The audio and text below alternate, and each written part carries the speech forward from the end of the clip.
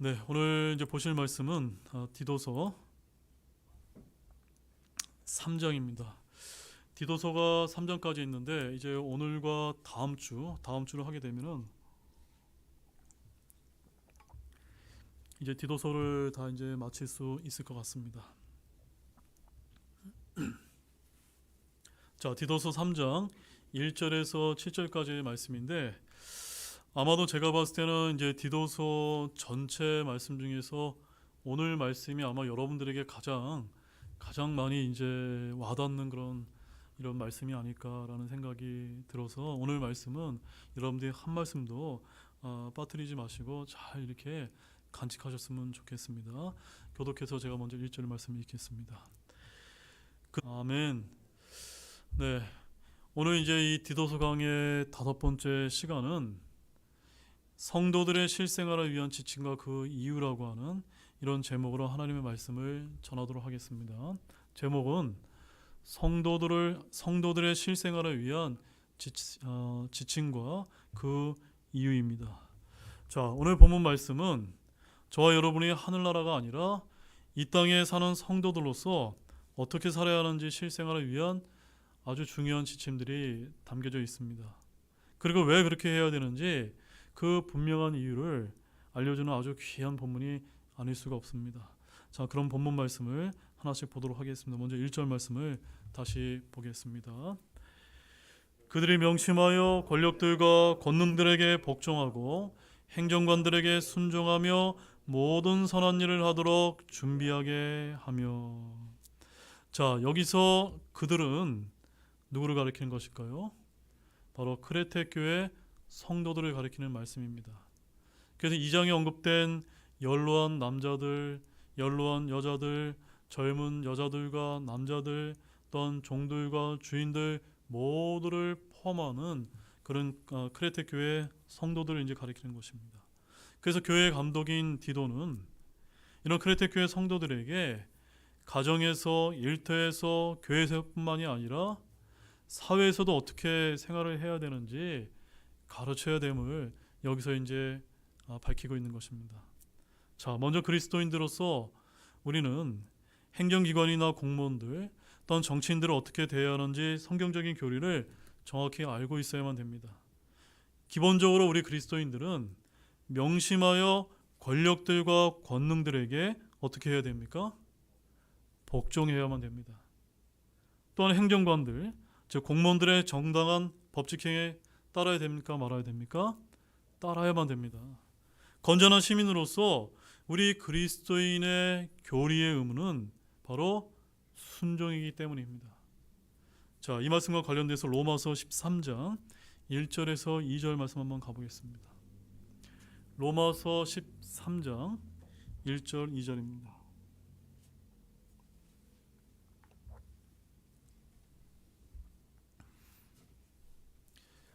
로마서 13장 1절 2절 다 찾으신 절 같이 보겠습니다. 모두는 더 높은 권력들에 복종할지니라. 하나님으로부터 나지 않은 권력이 없으니 현존하는 권력들은 하나님께서 정하셨느니라. 그러므로 누구든지 권력에 거역하는 자는 하나님의 규례를 거역하나니 거역하는 자들은 스스로 정죄를 받으리라. 여러분 아멘이십니까?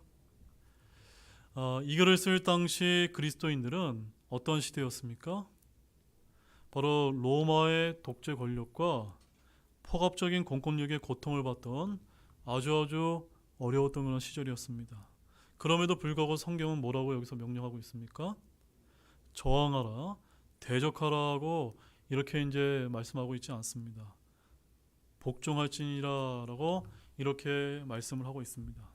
따라서 우리 그리스도인들과 세속 권력 간에 주어진 질서는 평등과 대등과 대적이 아니라 무엇입니까? 복종과 순종이 기본 정신이라는 것을 우리가 반드시 이제 기억할 필요가 있습니다. 이렇게 우리는 정치 권력과 행정권과 사법권 등을 가진 왕들과 권위를 가진 모든 사람을 위해 기도하라고 하는 그런 명령이 주어져 있을 뿐입니다. 그래서 디모데 전서 2장 1절과 2절 말씀도 이렇게 여러분들이 한번 찾아보시면 거기에 이제 이런 말씀이 이제 기록이 되어 있습니다. 디모데전서 2장 1절과 2절에 이런 말씀이 기록되어 있습니다. 그러므로 내가 권면하노니 무엇보다 먼저 모든 사람을 위해 간구와 기도와 중보와 감사를 드리고 왕들과 권위를 가진 모든 자들을 위해서도 그리하라. 이것은 우리가 전적으로 하나님을 따르며 정직한 가운데 조용하고 평안한 삶을 살려 함이라. 왜 우리가 그런 정치 지도자들을 위해서 기도해야 됩니까? 왜 그렇습니까? 바로 우리 그리스도인들이 전적으로 하나님을 따르면서도 조용하고 평안한 삶을 살기 위한 것입니다. 여러분 이것을 원하십니까? 그럼 어떻게 해야 됩니까? 국가를 위해서 우리가 기도해야 되는 이유가 바로 거기에 있는 것입니다. 특히 우리는 왕들과 권위를 가진 모든 자들을 위해서 특별히 또한 열심히 기도할 필요가 있습니다. 베드로전서 2장 13절에는 또 이런 말씀이 있습니다. 주를 위해 사람의 모든 규례에 복종하되 왕에게는 최고 권위자에게 하듯 하고라고 이런 말씀이 있듯이 우리는 세상의 법과 규례에 복종을 해야 하되 특히 누구를 위해서 그리해야 된다고 말씀하고 있습니까? 주를 위해서 그리해야 된다라고 이렇게 이제 말씀을 하고 있는 것입니다. 자, 사랑하는 여러분, 여기까지는 우리가 너무나 잘 알고 있는 그런 기본적인 이제 말씀입니다.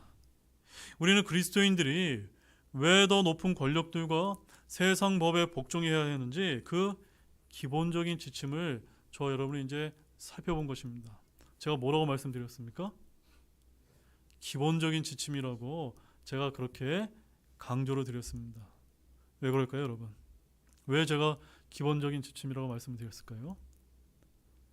우리가 이제 이 세속 권력에 이제 순종하고 복종하는 거에는 기본적으로는 우리가 순종하고 복종해야 되지만 무엇이 있을 수 있기 때문입니까? 예외가 이제 있을 수 있기 때문인 것입니다. 만약 인간의 법이 하나님의 법을 거스르는 예외적인 경우에는 저와 여러분 어떻게 해야 됩니까? 어떻게 처신해야 됩니까? 하나님의 법을 따라야 됩니까? 정치 권력자의 그런 명령에 순종을 해야 됩니까? 하나님의 법을 우리가 따라야 되는 것이기 때문입니다.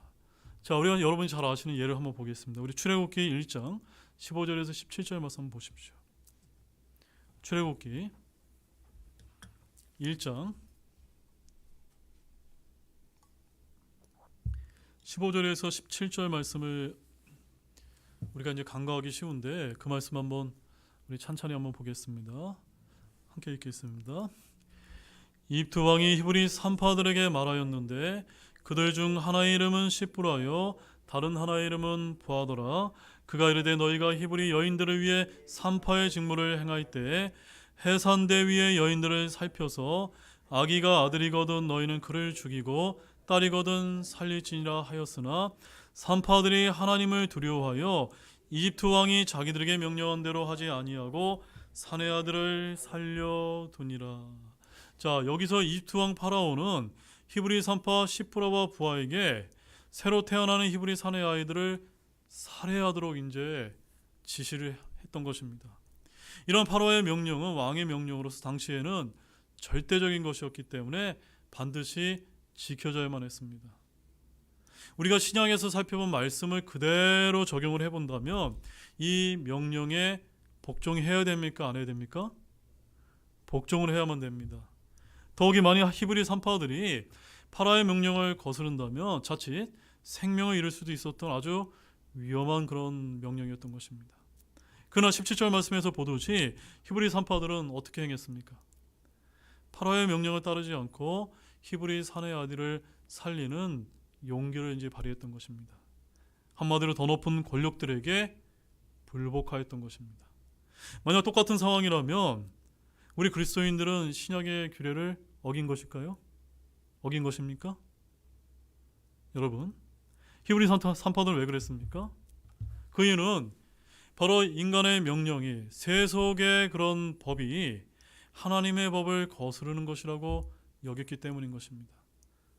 히브리 산파들은 하나님의 법을 따르기 위해 생명을 걸고 인간의 법을 거스른 것입니다. 이처럼 하나님을 섬기는 저와 여러분은 인간의 법이 하나님의 법을 거스를 때는 하나님의 법을 먼저 따르기를 원합니다. 맞습니까, 여러분? 더욱이 하나님께서는 히브리 3파의 이런 행동에 대해서 복을 주셨다는 것을 기억할 필요가 있습니다. 그래서 출애굽기 1장 21절에 어떻게 기록되어 있습니까? 산파들이 하나님을 두려워하였으므로 그분께서 그들의 집을 세워 주셨더라. 이런 말씀이 과거뿐만이 아니라 지금 이 시간에도 하나님께서 복을 주시라고 믿는 모두가 되기를 원합니다. 물론 앞서 언급을 해드렸다시피 우리 그리스도인들은 합법적인 권위에 의해 세워진 세상 권력의 정당한 명령과 세상 법은 우리가 마땅히 따라야만 합니다. 왜냐하면 세상의 모든 권력도 다 누구에게서 나온 거기 때문입니까? 하나님에게서 나왔을 뿐만 아니라 하나님께서 그런 세상 권력자를 통해서 하나님의 공의와 세상의 질서를 바로 세워나가시기 때문입니다. 하지만 여러분, 오늘날 많은 교회에서 이 말씀을 잘못 오해해서 무조건적으로 세상 권력과 법에 복종해야 하는 경우로 적용할 때가 많은데, 이는 성경적인 가르침이 아니라고 저는 그렇게 믿고 있는 것입니다. 왜냐하면 거기는 분명한 성경적인 예외가 있기 때문인 것입니다.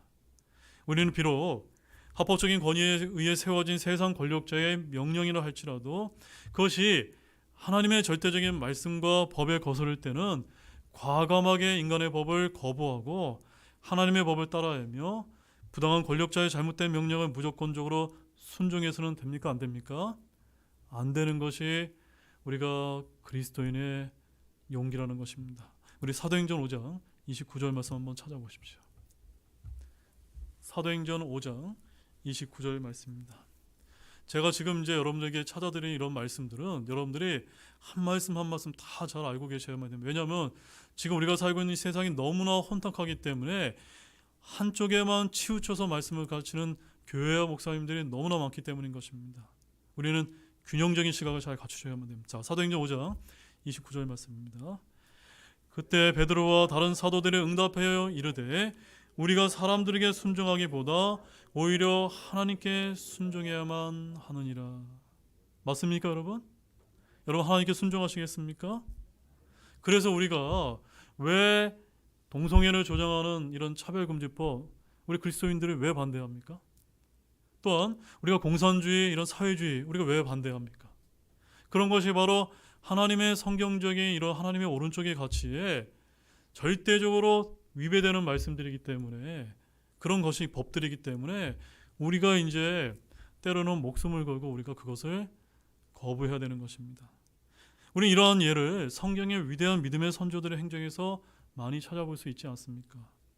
사울의 아들 요나단은 다윗을 죽이려는 아버지의 명령을 거역하고 다윗을 위기에서 구해주지 않았습니까? 또한 다니엘의 세 친구는 우상에게 절하라는 느부갓네살 왕의 명령을 거부하고 우상에게 절하지 않지 않았습니까? 또한 다니엘도 그의 기도를 중단하라는 다리오의 명령에 불복하지 않았습니까? 이런 성경의 예들은 우리가 인간의 법보다는 하나님의 법을 먼저 따라할 것을 너무나 분명히 가르쳐주는 그런 말씀이 아닐 수가 없는 것입니다. 그러나 여러분, 인간의 법과 하나님의 법이 충돌하게 될 때, 특히 오늘날처럼 이렇게 주님의 오실 마지막 때가 가까울수록 세상 법과 하나님의 법이 크게 충돌할 때 우리가 하나님의 법을 먼저 따라야 한다고 해서 세상 사람들이 바라볼 때 또한 하나님의 영광을 가리는 그런 지혜롭지 못한 말과 행동을 조심할 필요가 있다는 점을 여러분에게 강조를 드립니다. 여러분, 이해가 되셨습니까? 하나님의 사랑과 화평을 추구해야 되는 우리 그리스도인들이 그리스도인답지 못한 행동으로 하나님을 욕되게 하는 일이 생기지 않도록 저와 여러분의 언행에 조심, 또 조심할 필요가 있다는 점을 여러분에게 강조를 드리는 것입니다. 물론 이렇게 지혜롭게 처신하면서도 하나님의 법을 따르기가 매우 쉽지 않은 것이 사실입니다. 그러나 우리가 주님께 기도하고 지혜를 구한다면 분명 도와주시리라 믿으시기 바랍니다. 우리에게 있어 제일 중요한 것은 하나님의 법을 따르는 것 못지않게 더욱더 중요한 것은 영원구령이라는 사실을 여러분 항상 잊지 마시기를 바랍니다. 저와 여러분이 지혜로운 말과 행동을 하지 않을 때는 우리가 이제 조롱을 받는 것은 괜찮지만 주 예수 그리스도의 영광스러운 복음이 가릴 수 있다는 점에 우리는 항상 유념할 필요가 있는 것입니다. 다시 1절 말씀을 보십시오. 본문 1절을 보게 되면 거기 하반절에 이렇게 기록이 되어 있습니다. 모든 선한 일들을 하도록 준비하게 하며. 누가 준비하게 하는 것입니까? 교회 감독인 목사가 이런 왕들과 지도자들을 위해서 기도하고 순종할 수 있도록 그렇게 가르치고, 또한 그들이 모든 선한 일을 할 수 있도록 준비하게 해야 된다라는 그런 말씀입니다. 그리스도인들이 국가와 정부와 사회를 위해 준비할 선한 일이 여러분 무엇이라고 생각됩니까? 무엇이 있을 수 있을까요? 먼저 세금이 있습니다. 또한 우리 형제님들은 어떤 게 있죠? 국방에 이제 의무가 있는 것입니다. 바로 국가가 요구하는 의무를 우리 그리스도인들은 불평이나 저항 없이 응해야 되는 것입니다. 그래서 우리가 여호와 증인 보고 왜 우리가 이단이라고 이제 말하는 것입니까? 그들은 국방의 의무를, 그런 신성한 국방의 의무를 반대하고 있지 않습니까? 자, 우리 로마서 13장 6절과 7절 말씀 한번 찾아보십시오.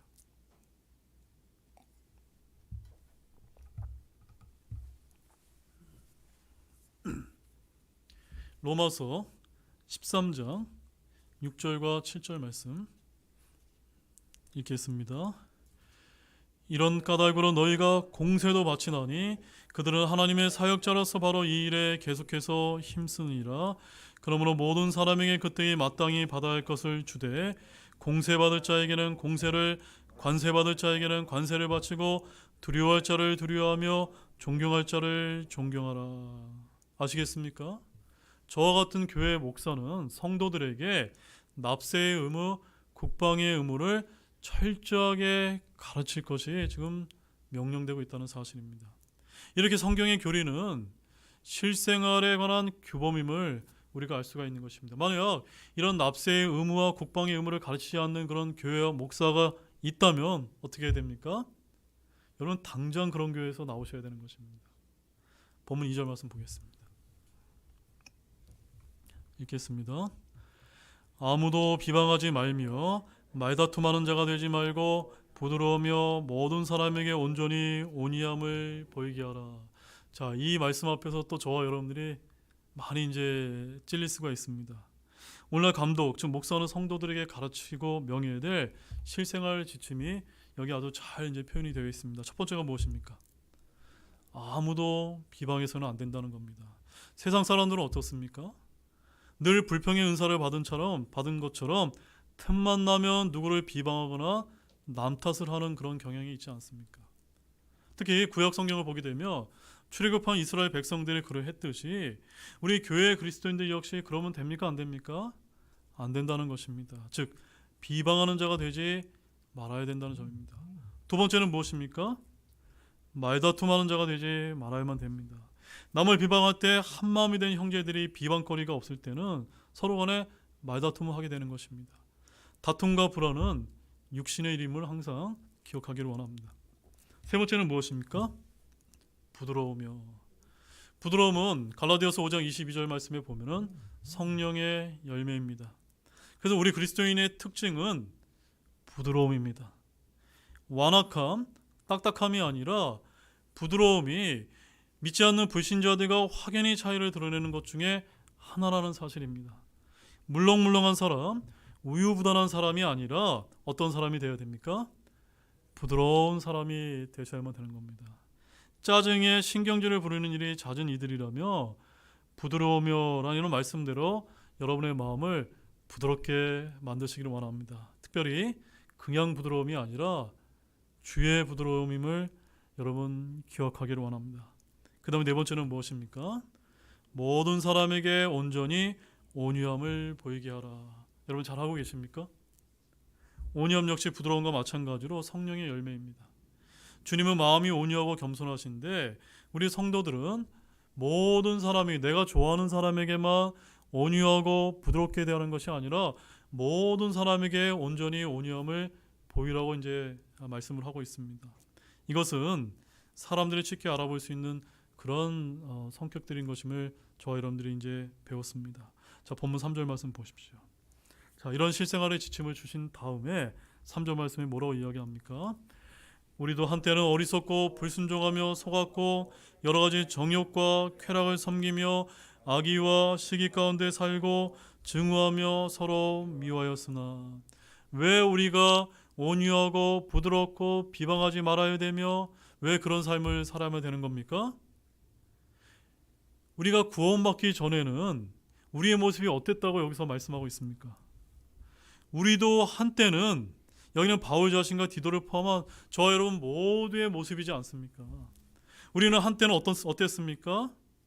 어리석고 불순종하며 속임을 당하고 여러 가지 정욕과 쾌락을 속이며 악의와 시기 가운데 살고 증오하며 서로 미워하는 그런 죄인들이 아니었습니까? 근데 문제는 우리가 구원을 받았음에도 이러한 모습이 현재 진행형이라면 정말로 큰 문제가 아닐 수가 없다는 점입니다. 이것은 그리스도의 십자가로 처리되어야만 됩니다. 단절되어야만 됩니다. 옛사람의 행위들, 본성은 모두 그리스도의 십자가에 못 박히고 그분과 함께 죽어야만 되는 것입니다. 예수님을 믿기 전과 믿은 후는 십자가의 죽음을 중심으로 해야만 됩니다. 한때는 지금은, 이전에는 지금이라는 말은 바로 단절과 변화를 경험하는 것입니다. 에베소서 5장 8절 말씀에 이런 말씀이 이제 기록되어 있습니다. 너희가 한때는 어둠이었으나 이제는 주 안에서 빛이니 빛의 자녀들로서 걸으라. 여러분, 어둠의 자녀들이 되기를 원합니까? 빛의 자녀들이 되기를 원합니까? 빛의 자녀들이 되기를 원하지 않습니까? 바로 이것이 실질적인 변화인 것입니다. 여러분과 저는 모두 한때는 어둠이었지만 지금은 무엇이라고요? 빛의 자녀들이라는 사실입니다. 빛의 자녀들로서 걸어가시는 우리 모두가 되기를 소망합니다. 본문 4절 말씀입니다. 사람을 향한 우리 구원자 하나님의 친절과 사랑이 나타난 뒤에, 자, 말씀 잘 보십시오. 우리의 이전과 지금 사이에 무엇이 있습니까? 사람을 향한 우리 구원자 하나님의 친절과 사랑이 있다는 점입니다. 이건 굉장히 놀라운 말씀이지 않을 수가 없습니다. 3절의 이전과 5절의 지금 사이에 4절의 예수 그리스도가 계신 것입니다. 우리의 구원자의 하나님의 친절과 사랑이 이 땅에 나타났다는 것입니다. 바로 사람을 향한 하나님의 사랑이 나타났다는 것은 바로 어떤 것입니까? 요한일서 4장 9절 말씀을 가보게 되면 거기 이렇게 말씀을 하십니다. 하나님께서 자신의 독생자를 세상에 보내사 우리가 그분을 통해 살게 하셨으므로 이 점에서 하나님의 사랑이 우리를 향해 나타났느니라. 하나님의 사랑이 어떻게 나타났습니까? 바로 독생자 예수 그리스도를 통해서 저와 여러분을 향해서 나타났다고 말씀을 하고 있습니다. 하나님께서 보내신 자신의 독생자 안에서 하나님의 사랑이 나타났던 것입니다. 주목하시기 바랍니다. 사랑은 감정적인 느낌이 아닙니다. 바로 실제적인 행위인 것입니다. 어떤 행위입니까? 바로 인간을 향한 하나님의 사랑은 독생자의 출현과 성육신을 통해서 나타났다는 것입니다. 말씀이신 하나님께서 육신을 입고 이 땅에 오신 것입니다. 하나님께서 육체 안에서 나타나셨습니다. 그래서 로마서 5장 8절에서는 우리가 아직 죄인이었을 때 그리스도께서 우리를 위해서 죽으심으로써 하나님께서 우리를 향한 자신의 사랑을 당당히 제시하시느니라라고 이렇게 이제 말씀을 하고 있는 것입니다.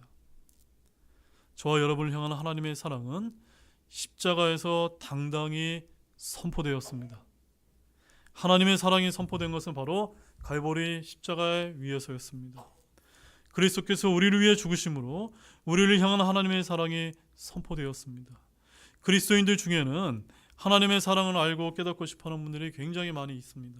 근데 하나님의 사랑을 느끼려다 하다가 실패하는 일이 허다한데 하나님의 사랑은 감정적인 느낌이 아닌 것이기 때문입니다.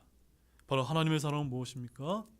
내어주는 것이고 섬기는 것이고 희생하는 것이라는 사실을 여러분 아시기를 바랍니다. 우리 요한일서 3장 1절 말씀을 한번 찾아보시기 바랍니다. 요한일서 3장 1절 말씀입니다. 자, 거기 뭐라고 이제 기록되어 있습니까? 함께 보겠습니다. 보라, 아버지께서 어떠한 사랑을 우리에게 베푸사 우리가 하나님의 아들들이라 불리게 하셨는가? 그러므로 세상이 우리를 알지 못함은 세상이 그분을 알지 못하였기 때문이라. 여기서 뭐라고 성경이 이야기하고 있습니까? 저와 여러분에게 보라라고 말씀하고 있지 않습니까? 무엇을 보는 겁니까? 아버지의 사랑을 보라고 말씀하신 것입니다. 아버지께서 저와 여러분에게 어떤 사랑을 베푸셨는가를 똑똑히 보라는 것입니다. 여러분 보고 계십니까? 하나님은 어떤 사랑을 우리에게 베푸셨는지를 보기 위해서는 예수 그리스도와 십자가만을 바라보셔야만 되는 것입니다. 우리를 향한 하나님의 사랑은 오직 거기에 있을 뿐입니다. 자, 본문 5절 말씀 보십시오. 그분께서 우리를 구원하시되 우리가 행한 의로운 행위로 하지 아니하시고 자신의 긍휼에 따라 다시 태어남의 시승과 성령의 새롭게 하심으로 하셨으며, 하나님께서 우리를 구원하신 방법은 우리가 한 선행이나 의로운 행위나 고매한 인격이나 기타 어떤 것이 아니라는 점입니다. 하나님께서 우리를 구원하신 것은 무엇 때문이라고 말씀하고 있습니까? 오직 자신의 긍휼에 따라서 다시 태어남의 시승과 성령님의 새롭게 하심으로 이렇게 해주셨다는 말씀입니다. 성경에 따르면 구원은 출생의 문제입니다. 구원을 받는다는 것은 다시 태어남과 새로운 출생과 관련이 되어 있는데, 구원은 바로 종교적인 수행이나 선행이나 배움으로 되는 것이 아니라 바로 다시 태어나는 것입니다. 하나님께서는 오직 자신의 긍휼에 따라 다시 태어남의 시승과 성령의 새롭게 하심으로 저와 여러분을 구원해 주셨습니다. 그러나 그게 전부가 아닙니다. 우리에게 성령까지도 부어주셨다는 사실 여러분 알고 계십니까? 본문 6절 말씀 보십시오. 우리 구원자 예수 그리스도를 통해 우리에게 성령님을 풍성히 부어주셨으니, 우리를 구원하신 하나님은 우리의 구원자 예수 그리스도를 통해 또한 무엇을 풍성히 부어주셨습니까? 성령님을 풍성히 부어주셨다는 사실입니다. 구원으로 끝이 아니라 저와 여러분 속에 성령님이 거하시다는 사실입니다. 진리의 영이신 성령님을 통해 우리는 구속의 날까지 인침을 받은 것입니다. 성경은 우리 그리스도인들에게 성령님을 받으라 구하라고 하지 않았습니다. 그와 반대로 하나님께서는 성령님을 풍성히 부어주셨다라고 말씀하고 있을 뿐입니다. 따라서 하나님께서는 복음을 듣고 믿는 사마리아 사람들과 이방인들 위해 성령님을 부어주심으로 누구든지 믿는 자 위에 성령을 선물로 주신다는 사실을 확증하신 바가 있습니다. 그래서 사도행전 10장 45절 말씀에 가보게 되면 이런 말씀이 기록되어 있습니다. 할례자들에 속한 자들로서 믿은 자들 곧 베드로와 함께 온 자들이 이방인들에게도 성령님이 선물로 부어진 것으로 인해 다 놀라니. 바로 여러분 안에 성령님이 무엇으로 주어진 겁니까? 선물로서 저와 여러분들에게 주어져 있다는 사실입니다. 더욱이 하나님께서는 믿는 우리 모두에게 성령님을 풍성히 부어주셨다는 사실 여러분 잘 알고 계십니까? 이 진리는 너무나 은혜롭고 복된 말씀인데, 우리 로마서 5장 5절 말씀 한번 찾아보시기 바랍니다. 로마서 5장 5절 말씀을 가보게 되면 거기 아주 소망이 되는 그런 말씀이 기록되어 있습니다. 로마서 5장 5절 함께 또 읽겠습니다. 소망이 우리를 부끄럽게 하지 아니함은 우리에게 주어진 성령님에 의해 하나님의 사랑이 우리 마음에 넓게 부어졌기 때문이니. 그러니까 여러분의 마음 안에 하나님의 사랑이 이렇게 물이 흘러나듯이 이렇게 흘러 넘치려면 무엇이 이제 달려 있는 것입니까? 우리가 성령님께 얼마나 전적으로 의지하냐, 거기에 달려 있는 것입니다. 바로 그리스도를 통해서 우리에게 성령님이 부어지고 성령님에 의해 하나님의 사랑이 우리의 마음에 넓게 부어졌음을 믿으시기를 바랍니다. 바로 하나님께서 우리 안에 부어준 성령 그리고 사랑은 우리가 이 땅에서 살아가는 모든 것에 기초가 됨을 또한 믿으시기 바랍니다. 우리는 성령을 따라 걷고 사랑 안에서 걸어야 하기 때문입니다. 자, 본문 7절 말씀, 마지막 말씀입니다. 읽겠습니다. 이것은 우리가 그분의 은혜에 의해 의롭다고 인정받아 영원한 생명의 소망에 따라 상속자가 되게 하려 함이라. 자, 여기 아주 굉장히 중요한 말씀이 있습니다. 하나님께서 우리를 구원하신 목적이 여기 이제 잘 나타나고 있는데, 그 목적이 무엇입니까? 그분의 은혜에 의해 의롭다고 인정받아 영원한 생명의 소망에 따라 무엇이 되었다고요?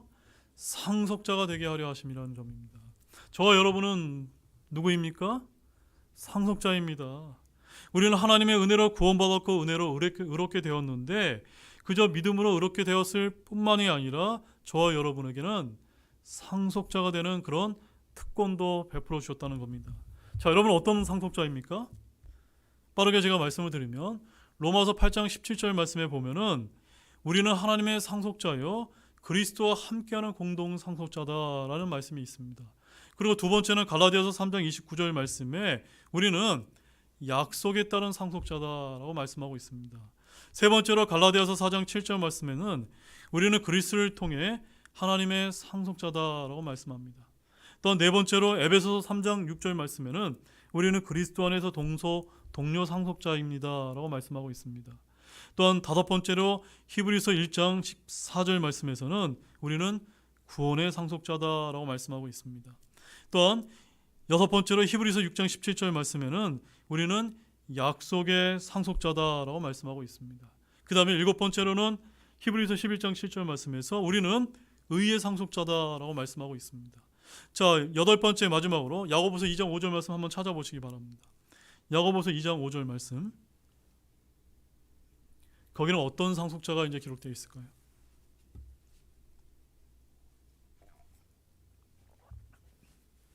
야고보서 2장 5절 말씀에 어떤 상속자가 기록이 되어 있습니까? 네, 거기에는 저와 여러분이 약속받은 왕국의 상속자라는 사실입니다. 8가지 상속자의 특권이 이제 기록이 되어 있는데 우리가 구원을 받았을 때 이런 모든 상속자가 되는 이런 특권이 저와 여러분에게 함께 주어져 있다는 사실을 굳게 믿으시기 바랍니다. 바로 우리를 구원하시고 하나님께서 저와 여러분에게 성령님을 풍성히 부어주신 목적이 바로 무엇이 되게 하려 하심입니까? 상속자가 되게 하려 하심을 굳게 믿으시길 바랍니다. 참으로 감사하지 않습니까? 상속자는 물려받는 것입니다. 여러분이 누군가의 가문이나 재산이나 지위나 권력들을 여러분이 누군가에게 상속받는다고 한번 상상을 해보시기 바랍니다. 자신의 모든 것을 물려주기 위해 누군가를 아들로 삼았다고 한번 상상해 보시기 바랍니다. 정말 엄청난 일이 아니지 않습니까?